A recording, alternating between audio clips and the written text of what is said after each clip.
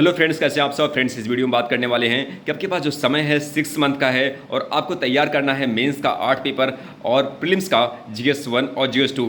तो कैसी होगी तैयारी, क्या आपका रोड मैप होना चाहिए, पूरा बात करेंगे इस वीडियो में। तो फ्रेंड्स, पहली बात यह है कि आपको जब 6 मंथ का टाइम है तो 4 मंथ आपको यहाँ पे मेंस में देना है। और 4 मंथ कौन सा होगा? 2 मंथ प्रीलिम्स पहले और 2 मंथ प्रीलिम्स के बाद। और जो बचेगा 2 मंथ वो केवल ओनली आप प्रीलिम्स एग्जाम के लिए देंगे। ठीक है, अब बात करते हैं फ्रेंड्स, जो अभी आपका अप्रैल का महीना आने वाला है, तो अप्रैल और मई के महीने में आप केवल मेंस की तैयारी करिएगा, क्योंकि मेंस की तैयारी में भी आपका आधा प्रीलिम्स तैयार होता है।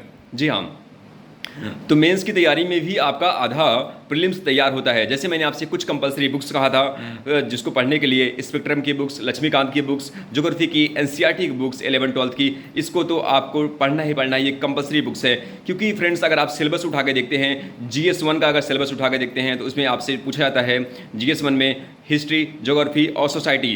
तो अगर आप स्पेक्ट्रम की बुक और इसके बाद ज्योग्राफी की 11-12 के NCERT करते हैं तो मतलब GS1 का 50% सिलेबस आप कवर करेंगे। सोसाइटी आप प्रीलिम्स रिजल्ट के बाद भी कर सकते हैं।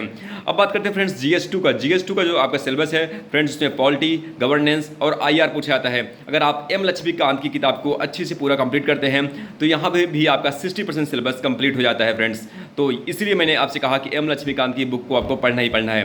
ठीक है, अब बात करते हैं फ्रेंड्स GS3 के लिए आपका प्लान ये होना चाहिए, विजन IAS की कंप्लीट आप नोट्स जो है उसको ले आइए और उसको रख लीजिए। बहुत अच्छा नोट्स बनाया है उन्होंने, उसमें करंट डाटा भी अपडेट रहता है, तो आपको ज़्यादा उसमें मेहनत नहीं करनी पड़ेगी। तो GS3 के लिए मैं आपसे कंप्लीट कहूँगा कि विजन IAS नोट्स पे आप डिपेंड हो सकते हैं।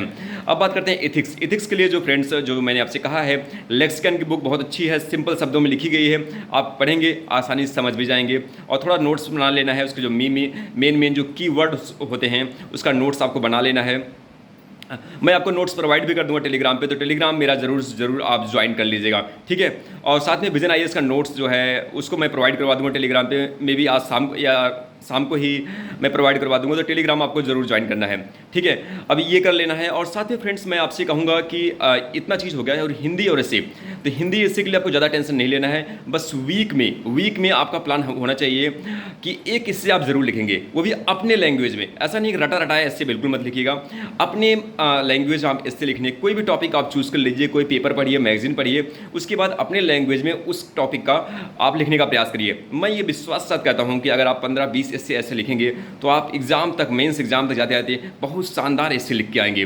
बस एक एस्से का फॉर्मेट आपको थोड़ा सा, मैं बहुत जल्द इस पर एक वीडियो भी बनाऊंगा एस्से के फॉर्मेट पे, और उसके बाद आपको क्लियर पिक्चर समझ में आ जाएगी। ठीक है, तो आपको बस एक जो है एस्से वीक में एक टारगेट बना के चलिए अपने पास। ठीक है, और हिंदी के लिए जो है, हिंदी का जो सिलेबस है फ्रेंड्स, हिंदी का सिलेबस बहुत इजी है, जिसमें संदर्भ सहित व्याख्या का क्वेश्चन, इसके बाद एक लेटर लिखने का आता है, सरकारी लेटर और असरकारी लेटर। और साथ में फ्रेंड्स इसमें जो सिलेबस है वो जो है आसानी से तैयार हो सकता है, बस इसमें थोड़ी सी प्रैक्टिस की डिमांड होती है हिंदी में। तो हिंदी का जो प्रीवियस ईयर का करीब 20 साल का पेपर जो है उठा के लाइएगा और उससे आप तैयारी करने की कोशिश करेंगे तो आपकी तैयारी आसानी से हो जाएगी। ठीक है फ्रेंड्स, और हिंदी और एस्से तैयार करने का फ़ायदा ये है कि आपके आरओ के मेंस में ओवरलैप कर रहा है, तो अगर इसको आप तैयार करते हैं तो आरओ के मेंस में आपका काम हो जाएगा। तो हिंदी एस्से पे ज़्यादा फोकस करने से 2 फायदे आपको होने वाले हैं। ठीक है फ्रेंड्स, इतना आप कर लीजिएगा। और साथ में अगर मैं बात करूं प्रीलिम्स एग्जाम के लिए आपको ज़्यादा टेंशन लेने की बिल्कुल ज़रूरत नहीं है, क्योंकि प्रीलिम्स एग्जाम के लिए जो मैंने आपसे कहा था कि घटना चक्र का शॉर्ट नोट्स लाइएगा, लूसेंट की बुक आप लाइएगा, और साथ में फ्रेंड्स 10-15 साल का PYQ आप लगा लीजिएगा। बस मैंने आपसे कहा है कि लिमिटेड बुक मल्टीपल रिवीजन, यही एक ब्रह्मास्त्र होता है एग्ज़ाम को निकालने का। अगर आप बहुत सारी किताबें पढ़ेंगे और अपना टाइम बेवजह आप गंवाएंगे और रिवीजन नहीं करेंगे तो उसका कोई फ़ायदा नहीं होता पढ़ने का। तो लिमिटेड बुक्स के साथ आपको रिवीजन करना है, ये बात हमेशा आप ध्यान दीजिएगा। तो आपको लूसेंट और घटनाचक्र का शॉर्ट नोट्स और PYQ 15 साल का जो है इसको आप रखिएगा, और जो मैंने स्टैंडर्ड बुक्स कहा है आपको उसको आप ज़रूर से ज़रूर पढ़ना है। आपको इतना आप पढ़ लेंगे तो आपका, और साथ में मैं प्रीलिम्स के लिए जो कहूँगा, जो मैंने आपसे कहा भी है कि टेस्ट सीरीज आपको ज़रूर लगानी है। टेस्ट सीरीज फ्रेंड्स आपको कॉन्फिडेंस पैदा करता है, और साथ में क्वेश्चन को आपको बहुत जल्दी टैकल करने, मैनेज करना आपको सिखा देता है कि आप हार्ड क्वेश्चन में भी डरेंगे नहीं। और जो डरेगा नहीं जीतेगा वही फ्रेंड्स। और जब आप डरते नहीं तो आप क्वेश्चन के साथ लड़ते हैं, एलिमिनेट करते हैं और आंसर तक आप पहुंच जाते हैं फ्रेंड्स। टेस्ट सीरीज इसमें आपकी बहुत ज़्यादा हेल्प करने वाली है, तो टेस्ट सीरीज आपको ज़रूर से ज़रूर लगानी है फ्रेंड्स। अगर इतना काम आप करते हैं, प्रॉपर प्लानिंग वाइज करते हैं और अपने आप को चैलेंज देते हैं, चुनौती देते हैं, क्योंकि जब चैलेंज देंगे तो आपका एक कंपटीशन अपने अंदर आता है और कंपटीशन खुद से होना चाहिए और आप ज़रूर से ज़रूर फाइनल सिलेक्शन ले जाएंगे, क्योंकि आपका मेंस की तैयारी ही आपकी फाइनल सिलेक्शन तक पहुंचाएगी। तो मेंस की तैयारी पे आपको ज़्यादा फोकस करना है, प्रीलिम्स से लेके इतना टेंशन नहीं लेना है कि प्रीलिम्स।